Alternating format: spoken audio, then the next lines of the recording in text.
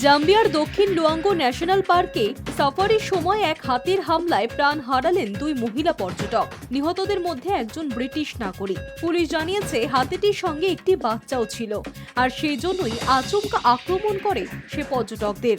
স্থানীয় পুলিশ প্রধান রবার্টসন মোয়েম্বা জানিয়েছেন, ওই দুই মহিলা একটি সাফারির দলে ছিলেন আর সেই দলটি পায়ে হেঁটে ঘুরছিল। তারা বিগ লাগুন ক্যাম্পে 4 দিন ধরে থাকছিলেন, যা রাজধানী লুসাকা থেকে প্রায় 600 কিলোমিটার দূরে।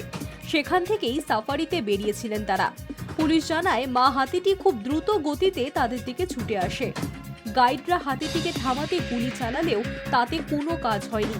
হাতিটি দুই মহিলাকে পিষে ফেলে এবং ঘটনাস্থলেই তাদের মৃত্যু হয়। এই ঘটনায় যুক্তরাজ্যের ফরেন অফিসের সঙ্গে যোগাযোগ করা হয়েছে। এখনও নিহতদের নাম প্রকাশ করা হয়নি। জাম্বিয়া সরকারের পক্ষ থেকে বারবার সতর্ক করে বলা হয়েছে, মা হাতিরা বাচ্চা থাকলে খুবই আক্রমণাত্মক হয়ে ওঠে, তাই পর্যটকদের সবসময় সাবধানে থাকার পরামর্শ দেওয়া হয়েছে।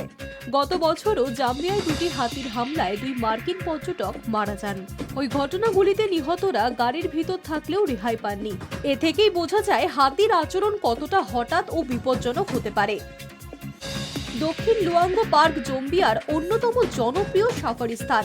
এখানকার বন্যপ্রাণী পর্যবেক্ষণ করতে প্রতি বছর বহু বিদেশি পর্যটক আসেন, কিন্তু সামান্য অসতর্কতায় বড় বিপদ ঘটে যেতে পারে।